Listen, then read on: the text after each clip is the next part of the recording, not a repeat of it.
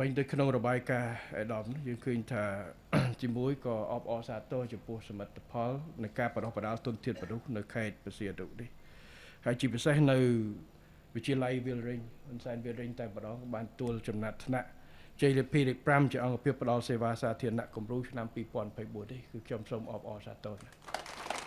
ហើយខ្ញុំសូមលើកទឹកចិត្តដល់ក្រសួងអប់រំក្រសួងមុខងារសាធារណៈដែលធ្វើការងារដើម្បីចោះធ្វើការងារវាយតម្លៃជាបន្តបន្ទាប់ព្រោះនេះជាការលើកទឹកចិត្តបាទជាការលើកទឹកចិត្តនៅក្នុងការជំរុញបាទការប្រកួតប្រជែងចង់បានពានរង្វាន់នេះមិនមែនការប្រកួតប្រជែងដើម្បីធ្វើអីទេគឺការប្រកួតប្រជែងដើម្បីផលិតលទ្ធផលជាក់ស្ដែងផលិតលទ្ធផលជាក់ស្ដែងក្នុងសាលាគឺផលិតទុនធានមនុស្សបាទពេលណាដែលលទ្ធផលល្អរបស់សាលា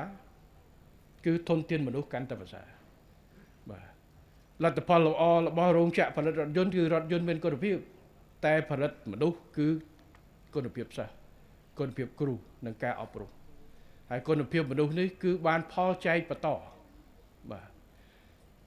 ដែលខ្ញុំនិយាយថាគេថាមនុស្សកាន់តែចាស់កាន់តែខ្ញីហ៎មែនទេមនុស្សកាន់តែចាស់កាន់តែមានបទពិសោធន៍ចែករំលែកច្រើនបាទរថយន្តយើងផលិតមួយគឺគាត់យកទៅប្រើបំរើតាភារកិច្ច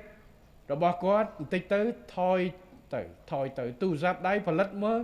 បានអញ្ចឹងក៏អត់រីកទៅណាទេក៏អត់បង្កើតទៅពីណាជួយបង្រៀនពីណាទៀតទេគាត់នឹងថយគេថាឧបករណ៍នេះនឹងថយឆ្នាំថ្មីកើនឡើងទំនើបទៀតបាទហើយសមមិញគួយនិយាយគ្នាអាទូរស័ព្ទដៃហ្នឹងឲ្យតែអាម៉ូតដែលថ្មីចេញមកអាចាស់ហ្នឹងកៀងមក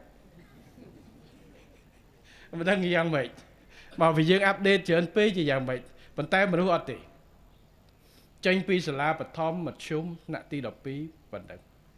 តែដល់គាត់ចេញទៅធ្វើការគាត់បត់ពិសោធន៍គាត់ចែករំលែកបង្រៀនទៅទៀតបើលោកគ្រូអ្នកគ្រូចេញពីសាលាប្រឡងចូលជាគ្រូសិស្សរៀនបំពន់សមត្ថភាពចេញមកបង្រៀននឹងហើយគុណភាពមនុស្សគឺគុណភាពបង្កើនគុណភាពមនុស្សបន្ថែមទៀតបង្កើតថ្មី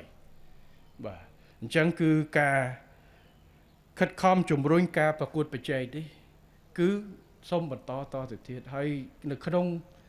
វិធានកលឹះមួយនៃវិធានកលឹះ5របស់រាជរដ្ឋាភិបាលគឺការលើកទឹកចិត្ត